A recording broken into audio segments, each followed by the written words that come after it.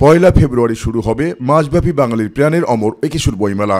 রাত পোহালেই বই প্রেমীদের পদচরণে মুখরিত হয়ে উঠবে বাংলা একাডেমি উল্টো পাশের ঐতিহাসিক সোহরাওয়ার্দী উদ্যান। আর তাই শেষ পর্যায়ে চলে বই সাজিয়ে রাখার মহা উৎসব। আজকে আমাদের শুধুমাত্র বই গুছানো কাজ, আর আমরা অপেক্ষা আছি শুধুমাত্র কালকে উদ্বোধনের জন্য। নতুন করে তো আর মন নিয়ে গুছাচ্ছি না, প্রতি বছরই মন নিয়ে আশা নিয়ে গুছাই। নতুন বইয়ের সাথে বই প্রেমীদের পরিচয় করিয়ে দিতে মেলায় আসতে শুরু করেছে জ্ঞানভিত্তিক বই। সানবিট সব দিবে সামাল। সানবিট ম্যাজিক প্রেস ডিশওয়াশিং এর মাথা ঘোরানো সলিউশন।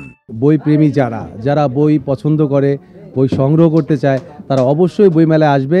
নতুন বছরে নতুন উদ্যমে আমরা অনেক বই প্রকাশ করতে যাচ্ছি।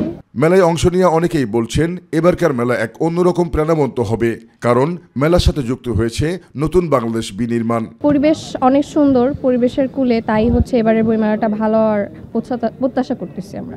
নতুন সরকার আসছে, শঙ্কা তো একটু থেকেই যায়, কিন্তু আশা করি ভালো হবে। আর স্টল মালিক ও প্রকাশকরা জানান বইয়ের সাথে বাঙালির সম্পর্ক নিবিড়, তাই কোনো প্রকার শঙ্কা থাকছে না একুশের বই মেলায়। সবাই বই মেলাতে আসবে এবং যারা বই পছন্দ করে, যারা বই প্রেমী, তারা বই মেলাতে অবশ্যই আসবে।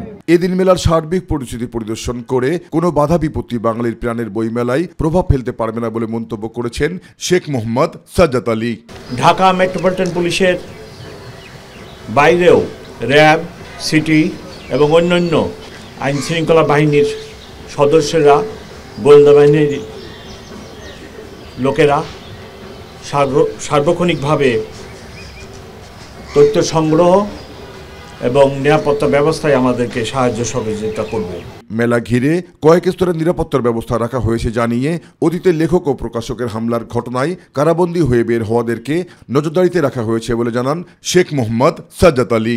কোনো বইয়ের ভিতরে উস্কানিমূলক কথা লেখা আছে, এটার জন্য ওনারা স্ক্যানিং করে ভেটিং করে স্টলে উপস্থাপন করেন। নজরদারিতে রাখছি, যারা বের হয়েছে বা যারা এরকম সন্দিগ্ধ লোকজন আছে আমরা খেয়াল রাখবো। জাহিদ আহমেদ বাবু, মাই টিভি, ঢাকা।